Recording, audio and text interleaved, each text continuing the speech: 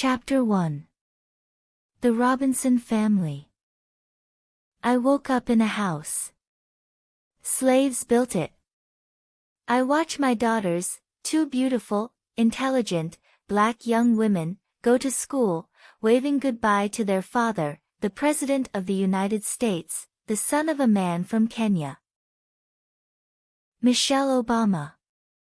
In 1850, a little girl called Melvinia was living in South Carolina, in the southeast of the United States of America. Melvinia was 6 years old and she was a slave. Slaves did not have free lives. They worked for no money on plantations. These were enormous farms in the south of the USA. Rich farmers owned the plantations and grew plants like sugar. They sold sugar to people in the north of the USA and other countries. But it was hard work to grow sugar, and the farmers needed a lot of people to work on their plantations. Then some men started bringing slaves from Africa. They took men, women and children from their homes and put them on ships for America. When they got to America, the men sold them for a lot of money to the plantation's farmers. The slaves' ships were really terrible and the journey was long and hard. The men on the ships kept many slaves together and they could not move. The slaves were very frightened and they did not have enough to eat. Many slaves became ill and died. Sometimes the men hit them and threw them into the sea. The first slaves came to Jamestown, Virginia, on a Dutch ship in 1619. In the next 200 years, about 600,000 more slaves followed. Their life on the plantations was often very difficult. Some farmers were kind to their slaves, but many others did horrible things. They took children away from their parents and sold them to other plantation farmers. For many farmers, their slaves were not like people, but like farm animals or things. The laws about slaves were very hard. Slaves could not leave their plantations. A farmer called David Patterson owned Melvinia and 20 other slaves. Melvinia had to work very hard on Patterson's plantation.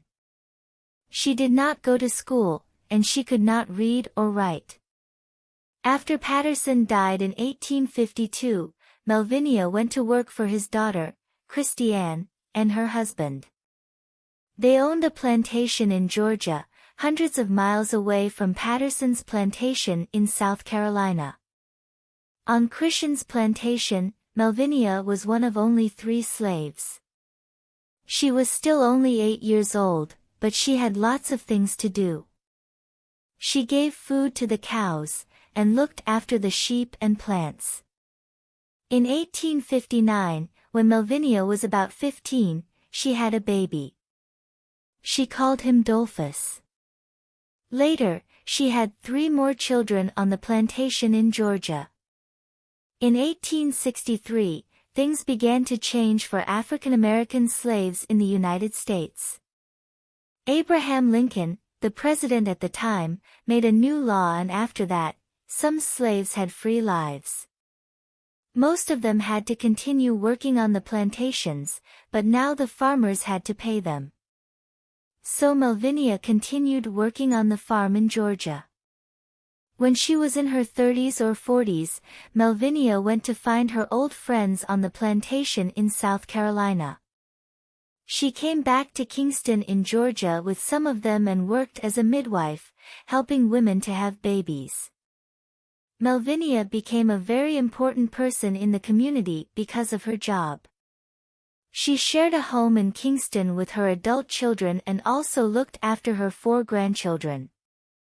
Later, her son Dolphus married and started a family. Many years later, Dolphus's great-great-grandchildren went to live in Chicago. The story of Melvinia's life was not very different from many other slaves' girls in America in the 1800s.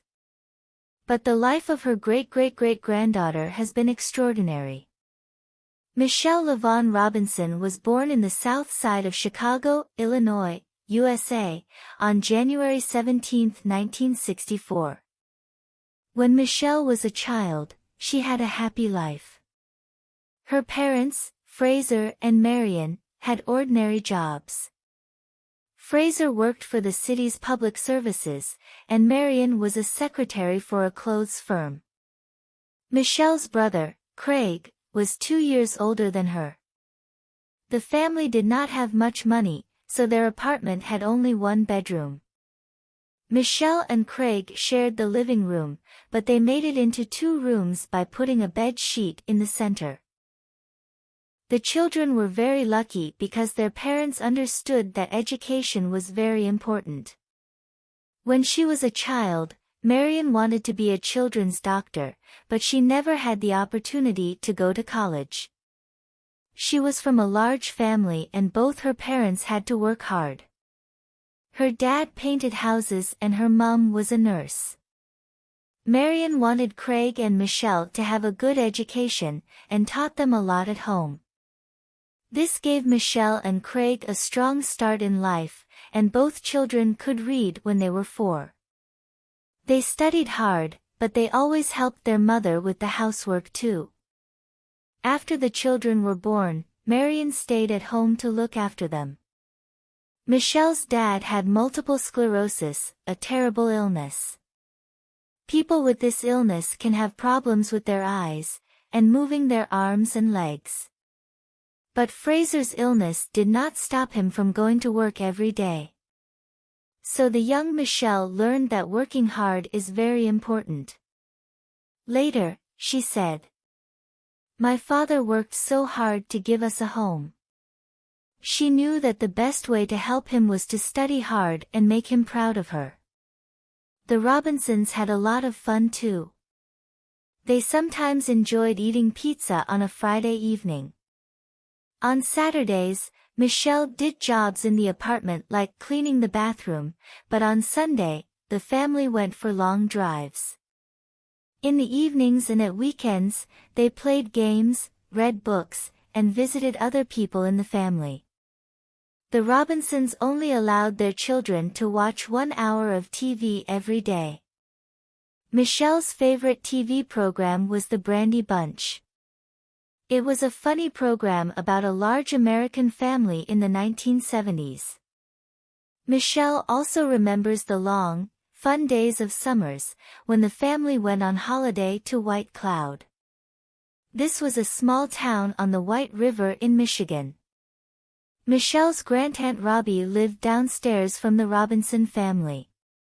Robbie was a strong, clever woman, and Michelle loved her very much. Perhaps she also learned some lessons for life from Robbie. Robbie was a student at Northwestern University.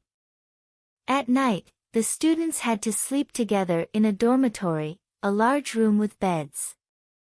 But the university did not allow Robbie to sleep in the dormitory because she was black.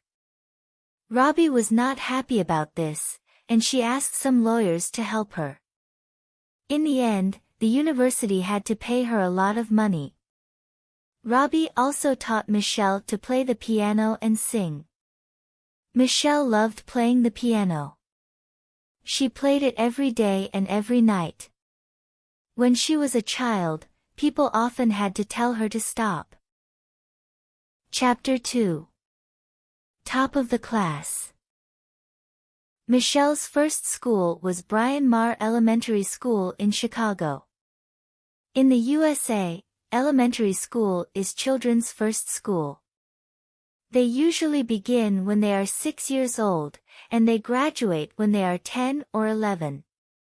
After elementary school, children go to middle school and then to high school. High school usually begins at the age of 14, and students graduate when they are 18. Michelle was a very clever girl. When she was 11 years old, she was already going to classes for very able students. After that, she became a student at the Whitney M. Young Magnet High School in Chicago. This was a wonderful opportunity for her.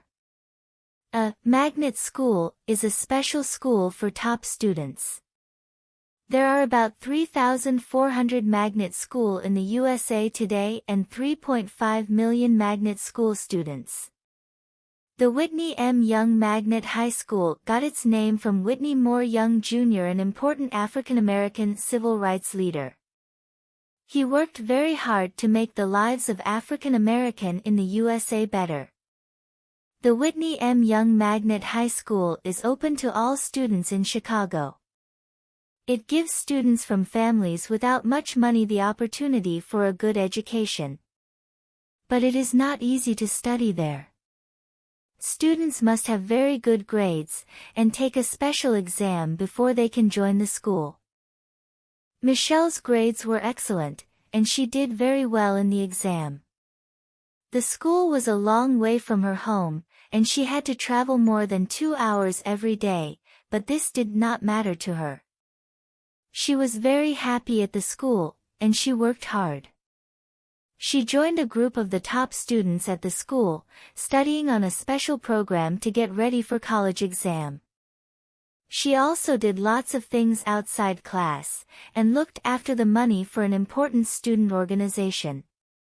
She was good at sports too, but, her brother said, she did not like losing. Michelle was very good at many things at school, but she was sometimes worried when things went wrong. For example, when she did not give the right answer to an exam question, she could not forget about it. Later, Michelle said, "I would love to go back in time and tell a younger Michelle, these middle and high school years are just a very small part of your life, and all the small things and all those times when you were worried because you got one question wrong in that exam, none of that is important in the big picture of your life." Chapter 3. Higher Education. While Michelle was at high school, she started thinking about going to a top university like Princeton University. Princeton is in the Ivy League, a group of the best university in America. Princeton started in 1746 and is the fourth oldest university in the USA. At that time, it was called the College of New Jersey, but in 1896 its name changed to Princeton University. Many important people have graduated from Princeton. 2 of them became American presidents. James Madison, the 4th American president, graduated in 1771, and Woodrow Wilson, the 28th president, graduated in 1879. John F. Kennedy, the 35th American president, also went to Princeton, but after 2 months, he became ill and had to leave. Some famous actors and writers have also graduated from Princeton, and in 1973, Queen Noor of Jordan graduated from there. The road to Princeton was not easy for Michelle. One of her teachers did not think she was clever enough to go there. But this did not stop Michelle. She worked even harder because she wanted to show everyone that her teacher was wrong. So she studied hard, joined more groups and tried to get better and better grades. In 1981, she got a place at Princeton, and graduated from Whitney Young with the title salutatorian of her class. This was the name for the second best graduate of a class. Michelle was very excited to go to Princeton because she did not know anything about life at university. She only knew about living in a small apartment with her family. Neither of her parents went to university, so they could not tell her much about it. Princeton is nearly 800 miles east of Chicago. Michelle's brother, Craig, was already studying there. After Princeton, he became a basketball teacher at Oregon State University and Brown University, another university in the Ivy League. Later, he played basketball for the famous New York Knicks. When Michelle came to Princeton, people called her Craig's little sis, equals younger sister. Suddenly Michelle was a student at a large Ivy League university, and her life was changing. She mostly enjoyed life at Princeton University, but sometimes people showed racism towards her because of the color of her skin. Michelle shared a room with a white student. But after a few weeks, this girl's mother wanted her to move to another room. She did not want her daughter to share a room with a black girl. Sometimes Michelle felt the other students were very different from her. Many students drove to the university in their expensive BMW cars. Michelle's family did not have much money and she did not know any adults with a BMW. But because she was a student at Princeton, sometimes she felt that she was not part of her community at home either. But usually, Michelle felt happy at Princeton. Most of the other students and teachers tried to understand her and they wanted her to do well. When Michelle was not happy about something, she always tried to change it. Michelle questioned the way that the university taught French because there were not enough opportunities to practice speaking the language. She also joined a group of students called the Third World Center. These students were from ethnic minorities. As part of this group, Michelle ran the daycare center. This center helped to look after students' young children and also helped older children. Michelle and other students gave the children lessons after school and helped them with their schoolwork. In her last year at Princeton, Michelle wrote a paper with the title "Princeton Educated Blacks and the Black Community." She found 400 ethnic minority graduates from Princeton and asked them lots of questions, but only 90 replied. Michelle studied hard at Princeton, and did very well there. She graduated in 1985 with a grade of cum laude, which means top of the class. After Princeton, Michelle went to law school at another top Ivy League university, Harvard University in Cambridge, Massachusetts.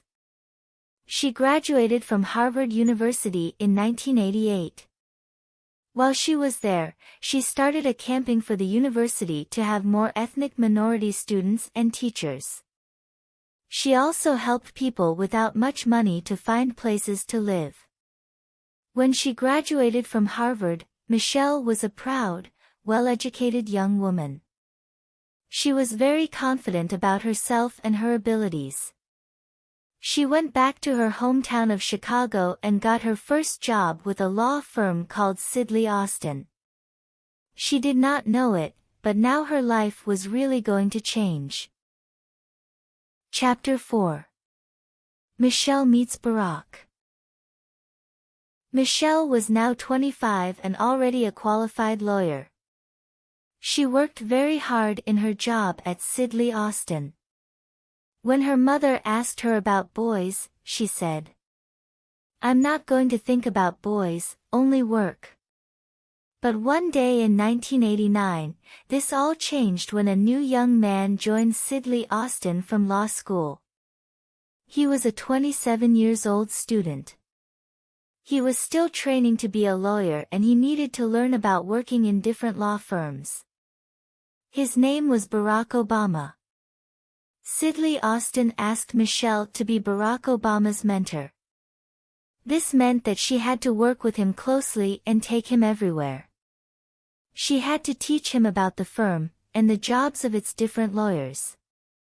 Michelle and Barack were two of only a few black people working for Sidley Austin at that time. Michelle and Barack went to work and community meeting together, and they often had lunch with the firm's customers. Then Barack suddenly asked Michelle to go on a date with him, but she said no. She did not think it was right to go on a date because she was Barack's mentor and they were working together. At first Michelle thought Barack had a big nose, but she slowly started to like him.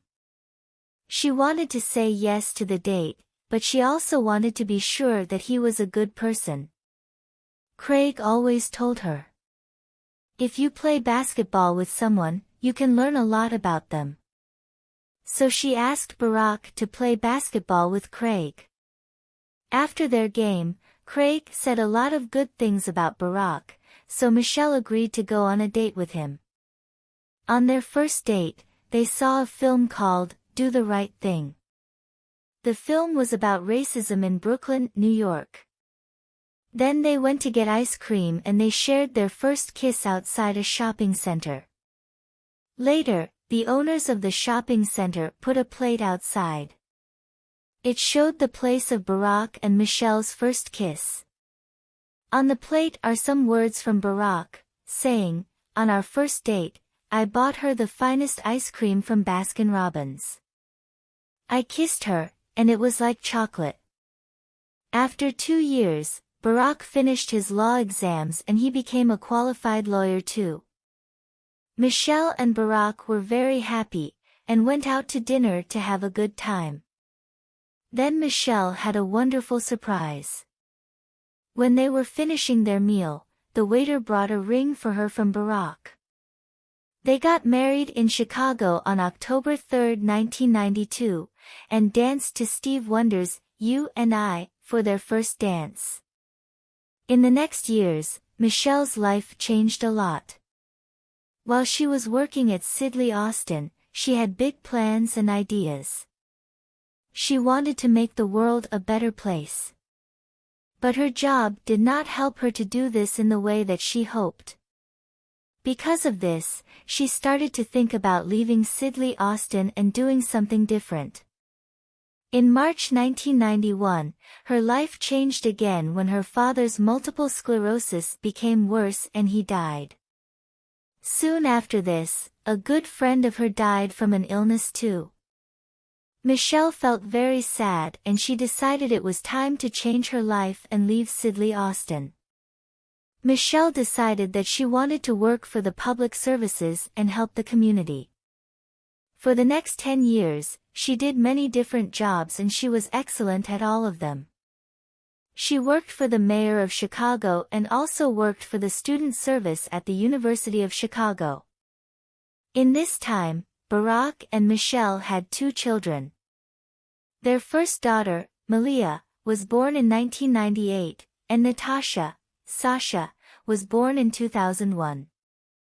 Michelle's favorite job was working for an organization called Public Allies. 2 college graduates, Vanessa Kirsch and Katrina Brown, started Public Allies in 1992 in Washington, D.C. They wanted to show that young people can help to make a community better. The organization trained young adults in different parts of the USA to become leaders in public services. These young people were called allies because they helped people in their communities. They worked for 10 months in different places, for example, centers for people without homes, city offices and other workplaces. Some allies were university and college students, others already had jobs. In 1993, Michelle started Public Allies Chicago. She was their leader until 1996, and said, "I was never happier in my life than when I was working to build Public Allies." Public Allies Chicago trained 30 to 40 young people every year for jobs in government or public service organizations. Michelle had to work very hard, but she loved it. She had to do lots of different things. She had to get money for Public Allies, then find young people to join the organization and train them. Some aliens were university and college students from rich white families. But Michelle also found good young people from the poorest parts of Chicago. Some of these were Black, some Asian and Hispanic. But they all wanted the same thing, to help the community. Michelle met with important people in the city to ask them for money for Public Allies, but she was also happy to do boring jobs in the office. She was able to talk to everyone, from poor people to the mayor. She was always confident, and she was never afraid.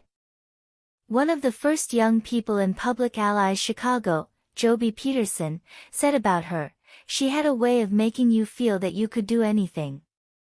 Michelle learned many things from Public Allies about working in the community. She went on to help start another organization in Chicago called the Community Service Center. This also gave students opportunities to work in public services in the city. Chapter 5. The Road to the White House. Barack Obama was now a qualified lawyer, and he went on to teach law at the University of Chicago Law School from 1992 until 2004. But he was also very interested in getting a top job in politics. So he decided to start a campaign to get into the U.S. Congress. Congress is part of the U.S. government and it makes the laws for the country. It started in 1789, and has two houses, the House of Representatives and the United States Senate.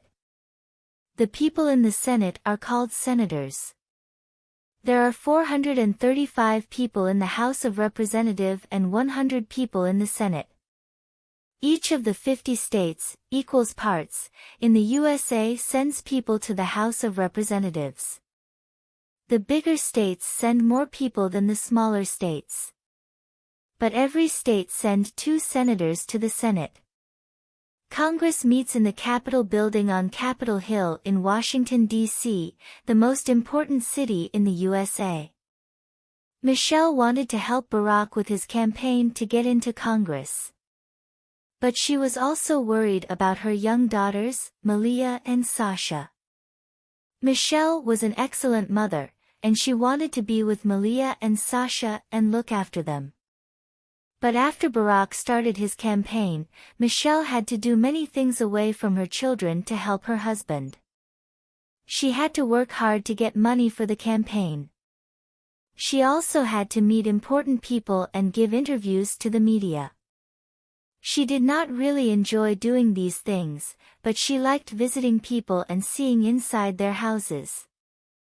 In 1996, Barack became a senator in the Illinois Senate. But he still wanted to get into the U.S. Congress. He started a campaign to get into the House of Representatives in 2000. He worked very hard at it, but he did not win. In 2002, he started another campaign. This time, things went better. In 2004, the people of Illinois chose Barack to go to the U.S. Senate in Washington, D.C. After this, the lives of the Obama family had to change. Barack had to be in Washington, D.C. most of the time. But it was a long way from Chicago, about 700 miles by road, and so Barack could not come home to his family every day after work. Michelle did not want the family to go to Washington. She felt it was important for Malia and Sasha to stay in Chicago. They were still very young and they did not know anybody in Washington. They might also not be happy at a new school with new people. So she decided it was best for Barack to go and live in Washington without his family. This meant that sometimes Michelle and the girls did not see Barack for weeks. But they talked on the phone a lot, and Barack visited them in Chicago as often as possible. Michelle was a mother, but it was also important for her to keep working. When her younger daughter, Sasha, was only 4 months old, the University of Chicago hospitals asked Michelle to go for a job interview. Michelle was very excited because this was a wonderful opportunity for her and she wanted the job very much. But she could not find anybody to look after Sasha while she was at the interview. So she took Sasha with her and Sasha slept in her car seat while the people interviewed Michelle. Michelle explained that her husband was away from home, and she could not leave her baby. The people liked Michelle because she was honest with them. Michelle thought, "Look, this is who I am. I've got a husband. He is away from home. I've got 2 little babies. They are the most important things in my life. If you want me to do the job, you have to pay me to do the job and you have to allow me to do it when I can." Michelle did well in the interview and got the job. She worked for the University of Chicago hospitals for 7 years and became their vice president in 2005. Barack was also doing very well in his new life as a senator in Congress. He did many good things, and people liked him.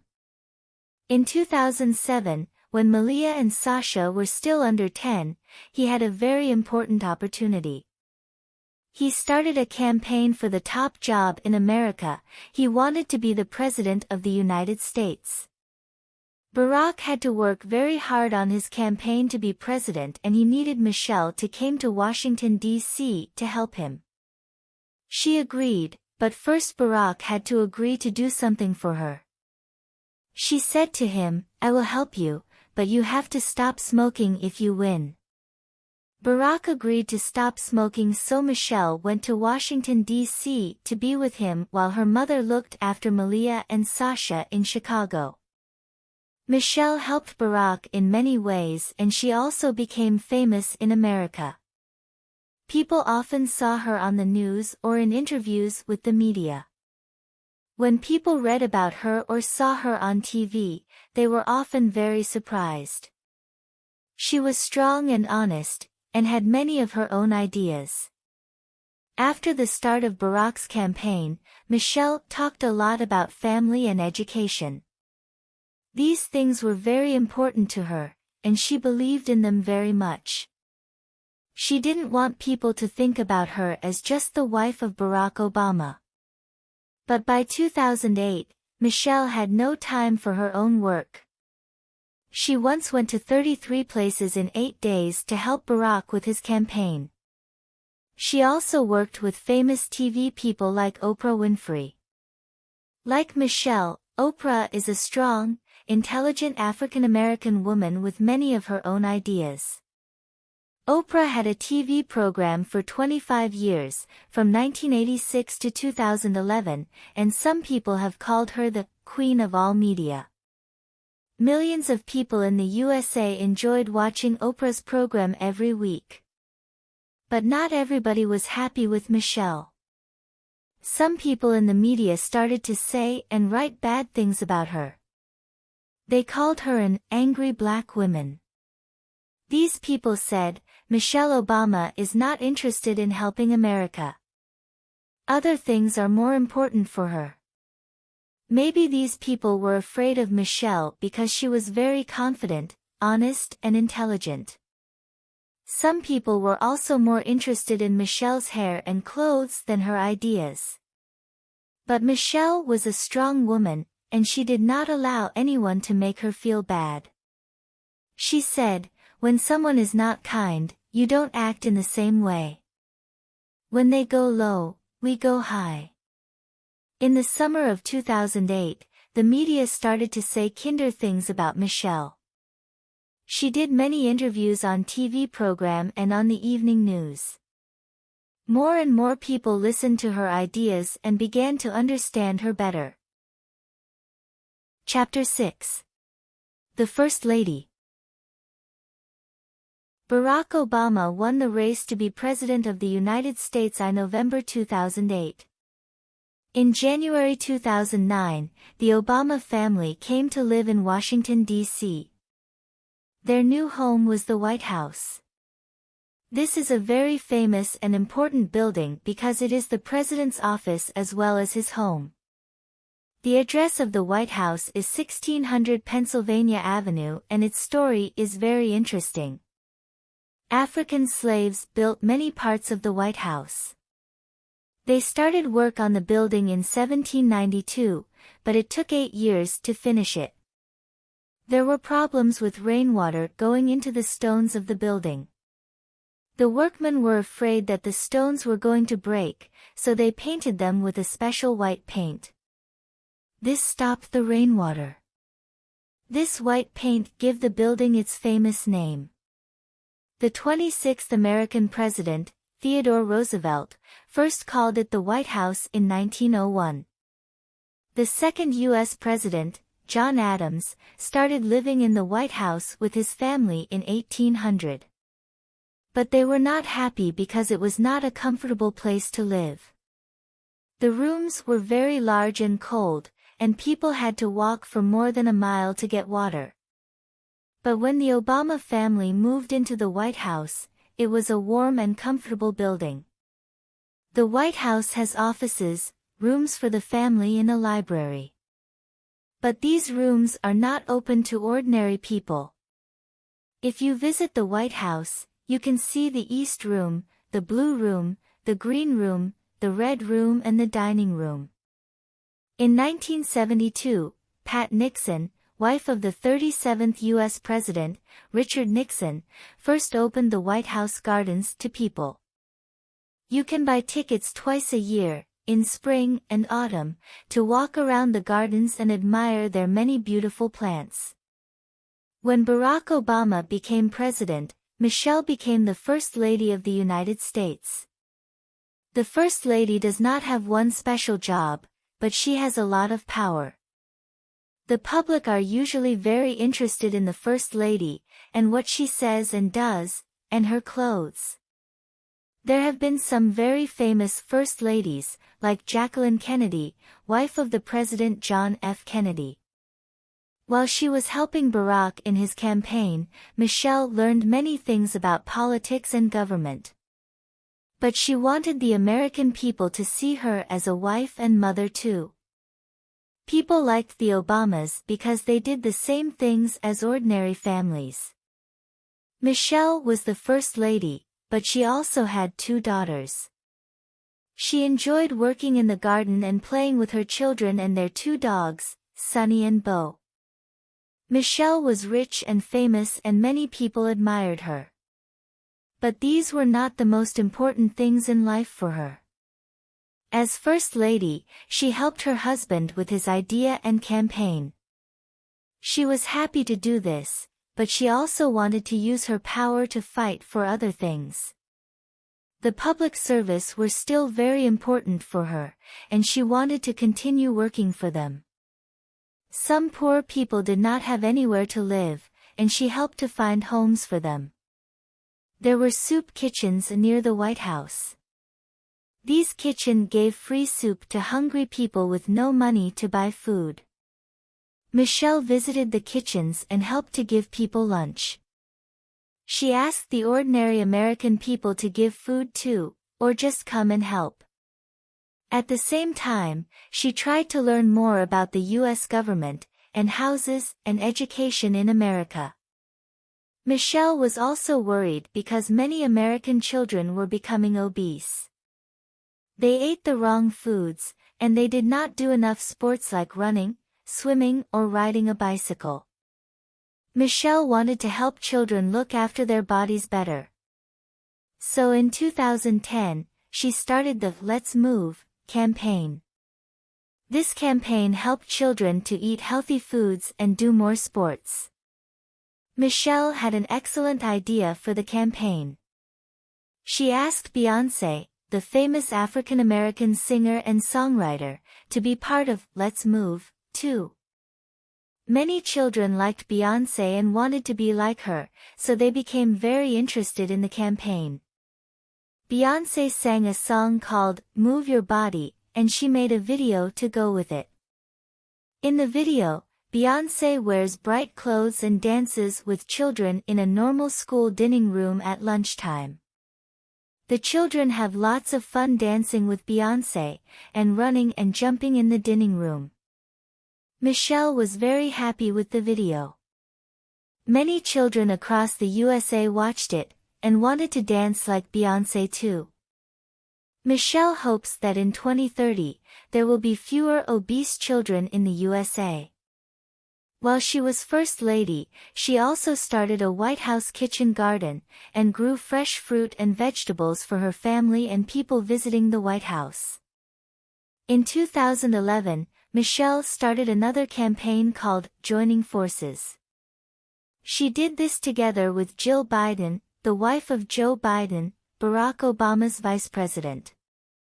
Jill was the Second Lady of the United States. Like Michelle, Jill was very interested in helping people through education. She taught English and reading in high schools for 13 years. After that she taught in different colleges.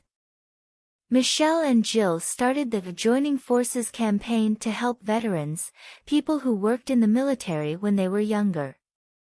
Many veterans had problems when they left the military because they could not find ordinary jobs easily. Things were difficult for them in other ways too because many of them saw terrible things when they were in the military. Life for these men and women was very different from the lives of other people. When Michelle heard about these people's problems, she often cried because some of their stories were very sad. So Michelle and Jill wanted to help veterans find good jobs, and give them the opportunity for a better life. Michelle also wanted the American people to learn more about life in the military so they could understand and help the veterans more. Some people in the United States were still against Michelle, because they were not happy with her work. They thought she was wrong to start campaigns to help obese children and veterans. They wanted her to do more things to help women. Michelle wanted to help women, and as many different groups of people as she could. She could never make everybody happy, she just wanted to do her best. Michelle enjoys speaking to lots of different people. She has traveled all over the world and met many world leaders, for example, Queen Elizabeth in London, the Pope, the King of Saudi Arabia and Nelson Mandela. When she visits a new place, she often speaks to the people there. She has spoken at university and political and sports meetings. She is never afraid to speak. When Barack Obama was president, he spoke to the American people every week on the radio. Most presidents before him did the same thing. But one day in 2014, just before Mother's Day, Americans had a big surprise. It was not Barack speaking to them, it was Michelle. Chapter 7. A Voice for Young Girls. On the night of April 14, 2014, a terrible thing happened to hundreds of schoolgirls in Nigeria. Men from a group called Boko Haram came and took them because they wanted to stop the girls getting an education. The men kept the girls in secret places. This was really terrible for their parents and families. Where were their daughters? What was going to happen to them? Were they dead? Michelle and Barack felt very sad and angry about the girls and their families because they too had young daughters. They were worried because they knew that the same thing could happen in other countries. When she spoke on the radio to the American people, Michelle said, "What happened in Nigeria is a story we see every day as girls around the world have terrible problems to get an education." Then she continued, "I want you to know that Barack has told our government to do everything possible to help the Nigerian government to find these girls and bring them home. In these girls, Barack and I see our own daughters." Michelle started a campaign called Bring Back Our Girls to help the Nigerian schoolgirls. Earlier in the week, she went on Twitter and showed a picture of herself holding a piece of paper with the word #BringBackOurGirls. Later she made a video about them for YouTube, but many of the girls did not come back. Many people admire Michelle because she is a strong, confident and intelligent woman. But it is sadly true that sometimes the media have been more interested in her clothes than in her work. Yes, she is famous because she is the wife of the president, but she has always tried to use this in a good way to help people. If you are famous, people are interested in you and some of them want to be like you. People listen to you and follow you, so you can reach and change many lives. Michelle wants all young people to understand about education. It has always been very important to her, because it gives all young people the opportunity for a better life. She started another campaign called Reach Higher in 2014. This campaign had a very strong and important message for young people, that they must continue their education after high school. Michelle said, "You have to stay in school. You have to go to college. Because people can never take your education away from you." In 2015, Michelle and Barack Obama started the Let Girl Learn campaign.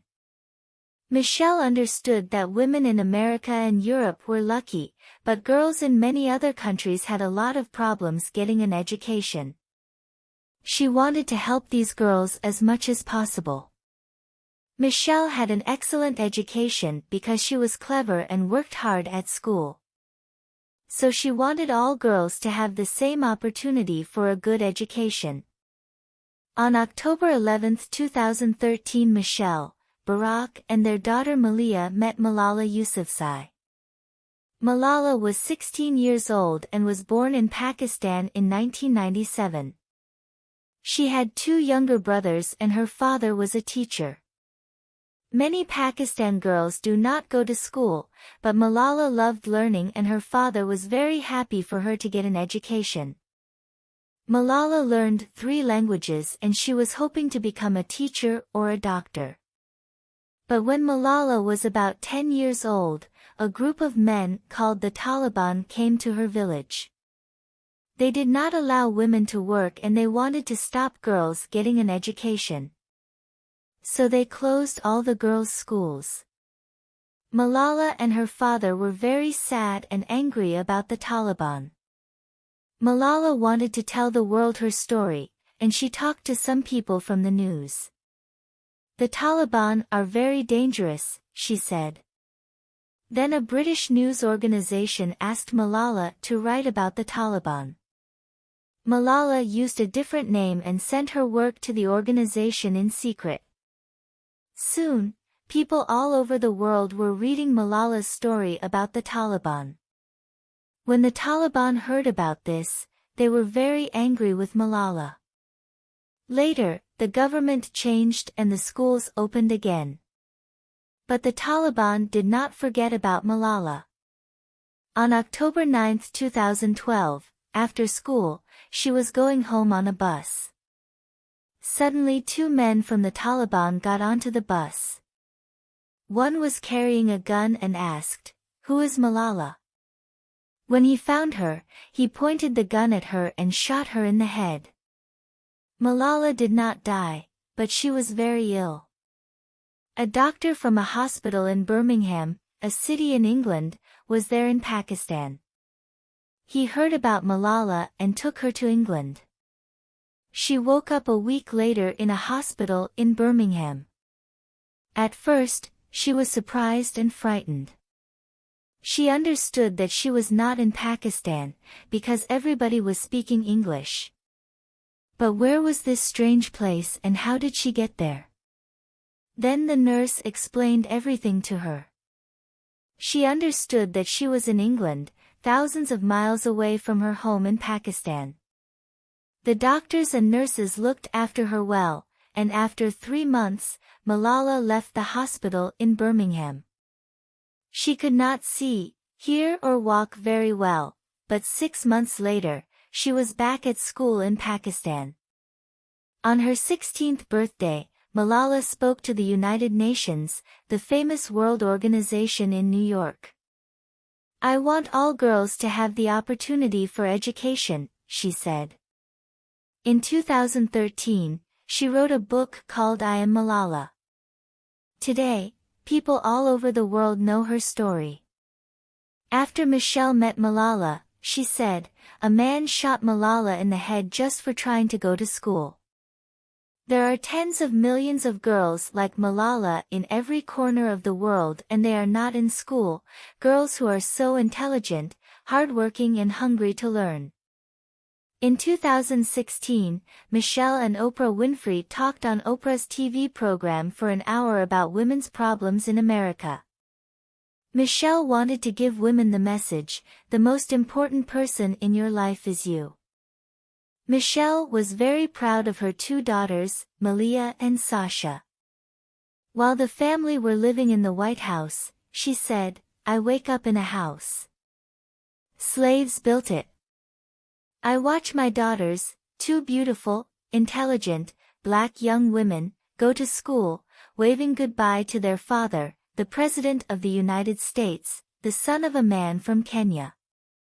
His father came here to America to get an education and get better opportunities in life. Chapter 8. Life after the White House. Barack Obama became President of the United States in January 2009. In America, a person cannot be president for longer than 8 years. If the people are not happy with the president, after 4 years they have the opportunity to choose another one. But Barack and Michelle were working hard and doing well, and the American people liked them. So in 2012 they chose Barack to be president for the next 4 years too. But when Barack's second 4 years finished in 2016, the race began for a new president. The American people had to choose between Donald Trump and Hillary Clinton. Hillary Clinton was First Lady in 1993 when her husband, Bill Clinton, was the 42nd president. In 2016, Hillary started a campaign to be the first woman president. Michelle wanted Hillary to win very much. She spoke about her a lot and helped her as much as she could. But in November 2016 the people of the USA chose Donald Trump to be the new president. It was the end of life in the White House for the Obamas. But Michelle was not sad to leave their famous home. This was not the end of her hopes and plans to make the world a better place. Michelle never wants to be a president of the United States. She wants to do things her own way. When the Obamas left the White House, Michelle wanted to continue working for public services in the community, and also do more things with her daughters. Sasha was just a little girl of 7 when Barack became president and the family moved to the White House. Michelle was happy because now the girls could have more ordinary life, away from the media. She was happy about her own life too. She felt more free because the media were not so interested in her anymore. When she was still First Lady, she said, "It's possible that many more people will be able to hear my voice after I leave the White House. They can't hear me now because I'm still Michelle Obama, the First Lady." Michelle has continued her campaigns for health and education. For her, not having an education is the most important civil rights problem that we have today. The Obamas are still working hard, but they also enjoy traveling, visiting friends and family and living their lives away from the media. Their daughter Malia has gone to Harvard University, just like her mother. Michelle has written a book about her life called Becoming. It is in 3 parts: Becoming Me, Becoming Us and Becoming More. The first part is about her early life and education, and ends with her first job at Sisley Austin when she met Barack Obama.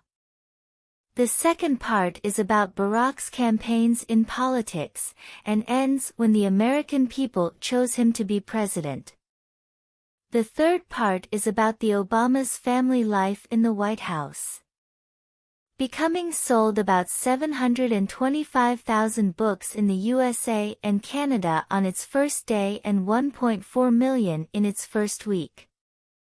After 15 days, it became the best-selling book in the USA in 2018. Michelle Obama is an extraordinary woman. She came from living in a small apartment with just 2 rooms, and has become many different things: a wife, a mother, a lawyer and First Lady of the United States. Today Michelle is still working very hard to make life better for young people all across the world.